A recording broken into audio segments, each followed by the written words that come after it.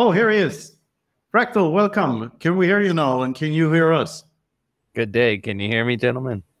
We can hear you. Welcome, welcome. Oh, fantastic. Fantastic. Philip, good to see you again. You too. Well, at least see a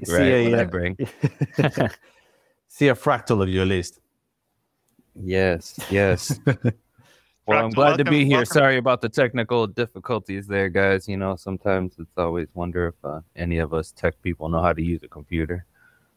Well, you know, being a NIM, I think, you know, makes some things easier, makes some things harder, right? So that's, Sure. yeah. Hey, I think, Knut, do you want to ask our now traditional question? Yes. So we go way back at this point, Fractal, and I know we've asked our guests here what Bitcoin's infinite potential means to them and what Bitcoin Infinity Day means to them. So I'll just pose the question, what does Bitcoin Infinity Day mean to you? Because you have an actual quite interesting history with this day. Wow. Well, I mean, I'm not really even sure where to start with this. I guess with the infinite, it doesn't really matter since it goes forward and backwards infinitely. So I guess we could just start anywhere. But I mean, to me, Bitcoin is one of those, it's like an infinite mystery generator, you know, and it's actually, again, it's something that exists today and we imagine may exist, you know, into infinity.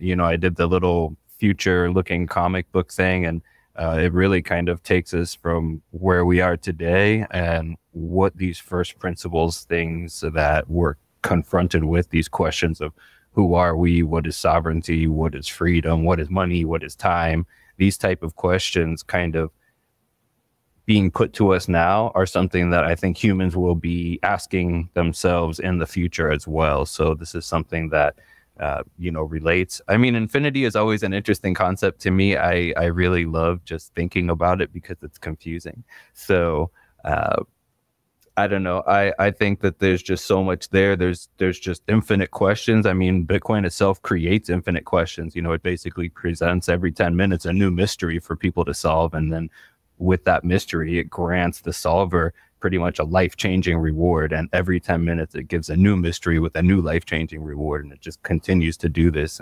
until, you know, for the next 100+ years. And then after that, it's a mystery what happens going forward. So the mysteries of the infinite just really kind of tie me into some of this. I mean, everybody loves a good mystery. Once you solve the mystery, it's less interesting. So yeah, but in 2021, on August the 3rd, I believe, I announced Bitcoin Infinity Day for the first time, and just a couple of days after, you came to me with a prototype of an art piece, which is the one on screen now in your profile. So. Can you give us the story, your perspective on that story? Like, what happened there, and what is the Bitcoin Infinity keys, and how did they kind of come about, and where did they end up? Sure. Yeah, the Bitcoin Infinity keys was actually one of those really weird things that just kind of came out of nowhere and then just surprised me in how it came into reality and kind of where it went as well.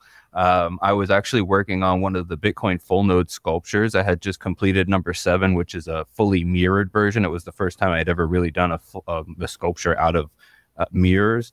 And it took a lot of learning. There's always a learning curve with some of this stuff. So I like to push myself into directions where I don't actually know what I'm going to do and if I can pull it off. So after doing the mirrored version number 7, I wanted to do number 8 with some colored mirrors, and I just wasn't sure how it was going to look. You know, you don't want things to look cheesy or tacky or something like that. So I always like to do tests. So I just did what I thought was kind of a throwaway design. I think I even emailed Knut today. I did this little throwaway thing. What do you think? He's like, dude, are you kidding me? So yeah, I did this thing. I just thought, oh, you know, it's just a little quick design because I could just cut squares and then start applying them together and see how they look layered and just see if that looked good. But it's not as, I think it's not as illustrative to me as actually doing a design. So I made a little design that said, fuck your shitcoin. And I kind of made a little video of that. And the guy that actually purchased number 8, who's protagonist for now, he's actually on Twitter still. And he said, oh man, those things are so cool. You should do an infinity key one and give it to Knut. I was like, oh man, that's like a super cool idea. Let's see if I can pull that off. And that was like July of 2021. So Infinity Day, which was going to be the first one ever, was kind of coming up relatively soon. And I'm not really quick with art. I tend to be slow with stuff. So that kind of felt like a little bit of a push there. And honestly, like to actually make that first key, I don't think I was done until about maybe 10 a.m. on the day of Infinity Day when I actually sent it to him. I said, okay, this is what I got. Is it cool? And it's like, yeah. So we went ahead and, pushed it out. And now it's the picture I have here on my screen, or my little avatar. And I mean, I think that gives the basis of the how it came about. Yeah, the thing said fuck your shitcoin before it had the equation on it, right? Yeah, it did. Yeah. I'm actually traveling right now to a Bitcoin maximalist conference. I'm like in New Orleans. I'm like 1,000 miles from home and 1,000 miles from my destination, or 500 miles from my destination. So I stopped in New Orleans last night just to, kind of I actually wanted to be somewhere so I could join up for this live stream. So I was like, okay, I need to be somewhere where there's internet. And I was just going to stop anywhere on the side of the road, but I just ended up being in New Orleans, and I like lucked into like a place right in the French Quarter, and this place is so like wild and insane, and like there's just cool art places and little nooks and crannies to go to everywhere. So I've just been really like enjoying this. But like the whole reason that I'm on the way to this Bitcoin maximalist conference was to display some art, because they specifically said there's no shit coins, no NFTs, none of that. So it's like, okay, this is great. I want to like, support this type of an event. So it's BitBlock Boom. If anybody's going out there in Texas, like I'll see y'all there. I got a brand new sculpture I'm going to be revealing there. I'm actually going to be revealing it today for Bitcoin Infinity Day. It's got a whole bunch of Knut's, I don't know what you'd call them, idioms, or like he called them brain farts, but I think that's a terrible description of what they are. So I've and some of those, like, it's just like things just kind of end up, because the way that I do art, I just kind of make stuff and see how it goes. So like some of the things just end up there, and I didn't really intend for that. My original design didn't have an infinity divided by 21 million, but the actual piece now it does. So it's like, some of these things, and it really doesn't matter what you thought trying to get there. It really just matters what you have in the end, your end result. So I'm excited to reveal that later. Nice. Good to hear. And is there a Bitcoin scene in New Orleans at all? Have you looked for it? I didn't get a chance. I kind of came in late last night, and my mission was to find like an old bookstore. And so I just wandered around, and this, honestly, like the area is kind of like crazy, and I wasn't really sure what I was getting myself into, but I did end up in a really awesome little old bookstore. And I just had so much fun. It was like way better than just stopping off on the side of the road. I didn't find the Bitcoin scene here, but I'm sure it's awesome. It seems like a cool little town. Well, nice, and good luck at the conference, and all the best, and have fun at BitBlock Boom. Thank you, man. We have another Prince in the house, the walking orange pill dispenser, Mr. Daniel Prince. Welcome to the Infinity Day special. Thanks, man. Good to be here. Cheers, everybody. We're drinking beers, right? On Bitcoin. Yeah, we are. Cheers. Beer, please. It's a party, absolutely. Off you go. Apparently, that's what I've been reduced to. Phil's got his filtered coffee and his big. Yeah, that's it. Hey, Daniel, how you doing? Very well, mate. Very well. Good to see you. Good to see you too. Happy 18th birthday to Caitlin. Yes, thank you. Congratulations, man. That's a big one. Yeah, that was a good day, and thanks to all the plebs that sent across some birthday sats to blow her mind, which it still happens. And big hello to Fractal. How you doing, man? Thank you for everything that you do, and it was great to see you in Miami. Yeah, man, definitely great to see you too. Good to hang out again today for Infinity Day. I'm excited. Awesome. Thanks all. Hey, quickly, just because we've gotten a couple of questions come in, maybe this gets us a little bit into an interesting direction. I'll throw this one up. What implications do you think everything divided by 21 million has for the global economy and societal structures? Philip, maybe we were talking on that a little bit earlier. Do you have any quick thoughts on that? Go around the table. I wasn't paying attention, but I thought it was going to go to Daniel. Well, if Daniel was paying attention. No, I mean, Daniel, do you want to take it? Oh, I mean, changes everything, right? Yeah. We've talked about, I think all of us here have talked about the societal changes that are going to come with this at great length. And we're all and this is what gives us hope, right? This is what's given us optimism. When you look at anything through a fiat lens, you see nothing but despair and anxiety, but you look through to the future through a Bitcoin lens and you see hope. And you cannot turn that off because you know it's going to change the way forever in how we interact with each other and how we, start valuing our time.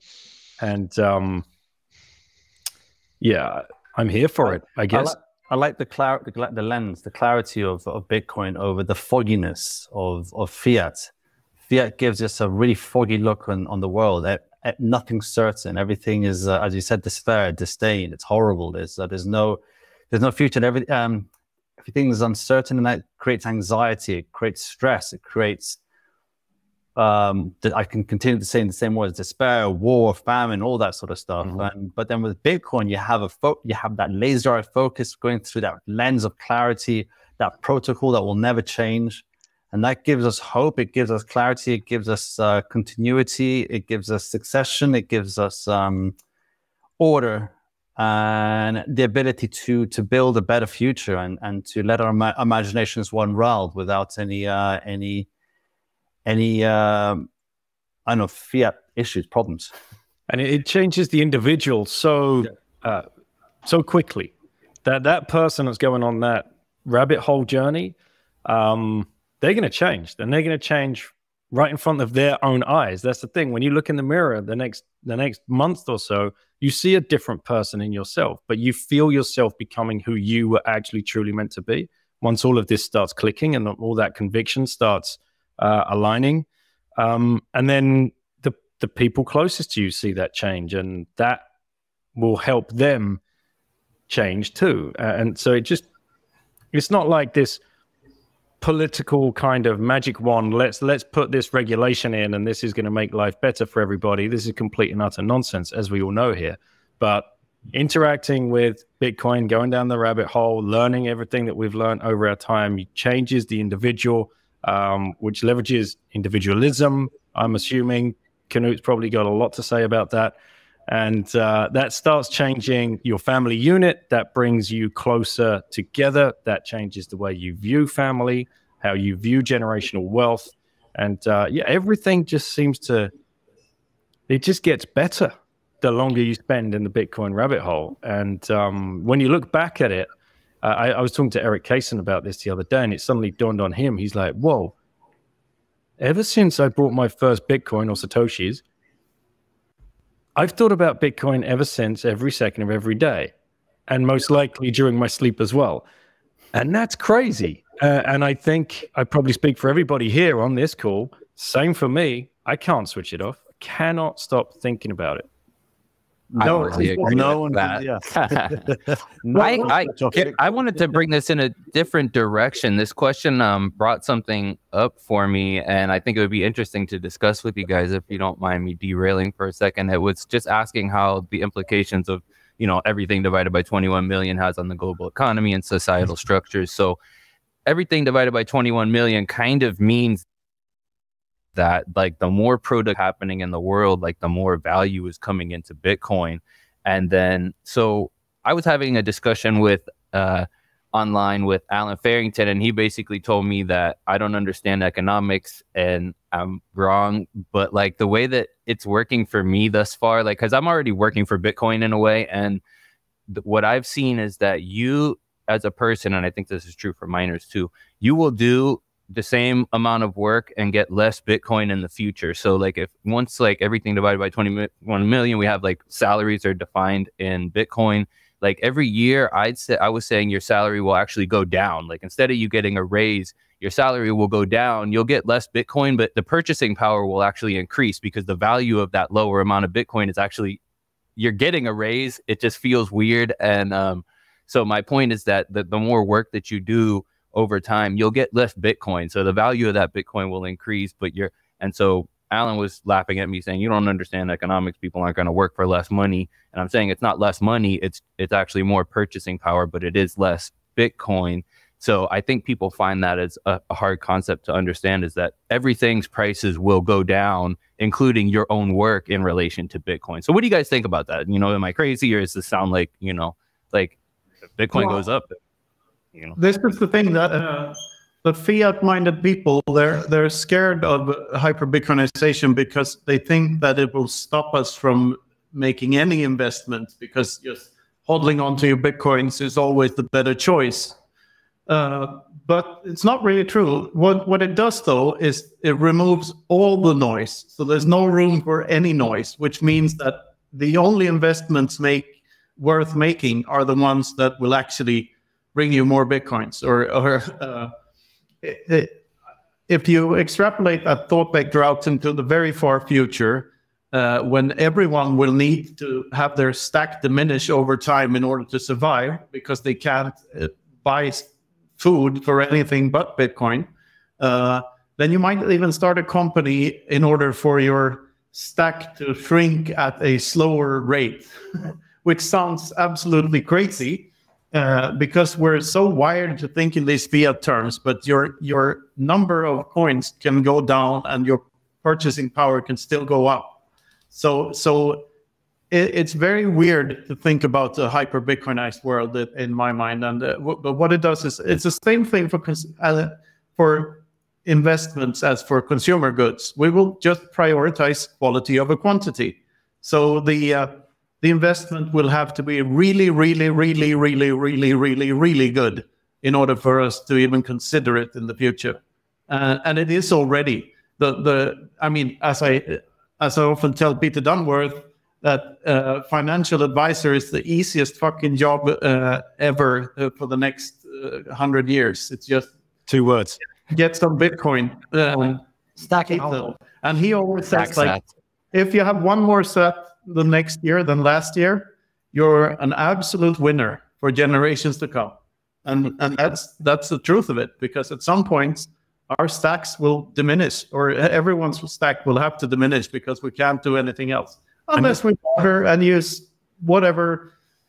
I mean, what stops us from using, this is the thing, Bitcoin unlocks all sorts of other superpowers within us, because the only thing that stops you from using just information as money is your imagination.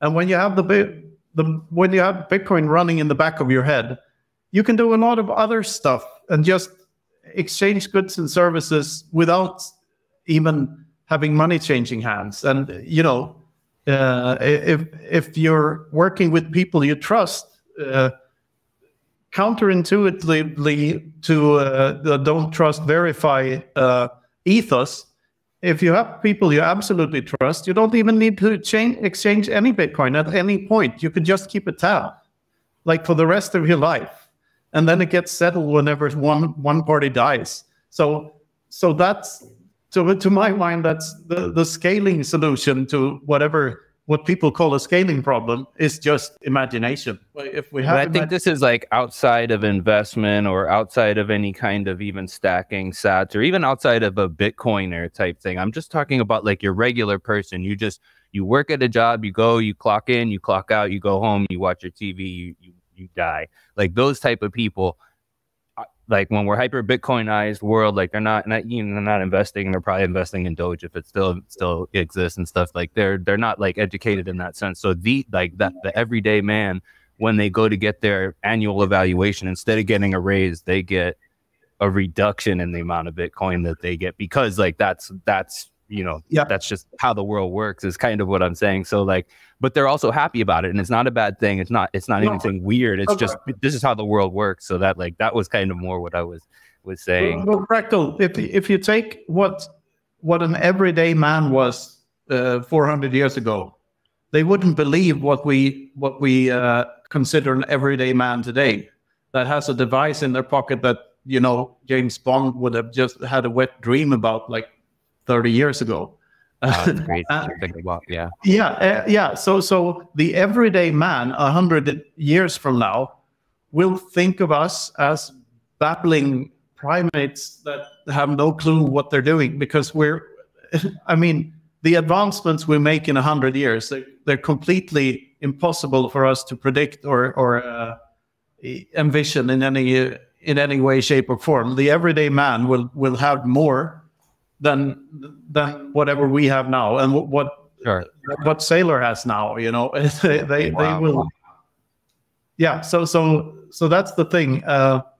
Yeah, imagine back then they used to give people raises. Can you imagine that? Yeah. but this is also ties into a point that Jeff Booth makes a lot, that inflation is really just wage deflation. That's what it is. So we're living with deflationary wages already. It's just that it's hidden from us, or hidden from most people, not from us, because we see through the scam. And it's like that John Carpenter movie, what's it called? They Live or something, where the guy has the truth goggles on. So whenever he puts the goggles on, he sees the world for what it really is. I think that's a perfect metaphor for what the laser eyes do to people. Nice. And we're talking about number go down technology, right, Knut? You know, I've had this conversation many times. Yeah. That's what Bitcoin is. Right? I mean, it's hard coded. It's number go down tech. Like, with the halving and with the coins that get lost, and with, as you know, as Fractal's talking about here, your purchasing power is going forever up. Yeah, purchasing power go up is the correct phrase. Number actually goes down. And that's what leads us to purchasing power go up. It's the absolute opposite of the fiat standard, basically. Yep. Yeah, it's one divided by clown world. That's what it is. Yeah. In the fiat standard, we're told that a little bit of inflation is good. It's good for the economy because we are in a constant state of having to grow. So if deflation happens, that's bad. That's really bad. Deflation, for example, harms the Japanese economy in the last 30 years because they had deflation. That's bad. But really, it's viewed to such a weird lens, though, because if you look at computers and computing power, that has been deflationary for 50 years, and people still buy computers because they provide them with value, and that's the point. That's the point. Correct. Yeah. All right. Hey, I'm just going to check in with everyone. How's everyone doing? We've got our next guest coming up shortly. I see Fractal. You got to get going. I'm going to get going as well. Yeah, I'm gonna hit the road. I got 500 miles to do so I could spread the Bitcoin maximalist gospel to Texas, and I'll see y'all later. Happy Bitcoin Infinity Day. Much love, y'all. Well done, Love you, brother. See you next time. And good, Philip. Much love. Thanks so much for joining as well. Thanks, guys. It's really great seeing you all and chatting. Happy Bitcoin Infinity Day, and Enjoy the rest of your summer. Winter, so be prepared. Excellent. Thanks again, Philip, and take care. See you next time. Bye. Hi, Philip.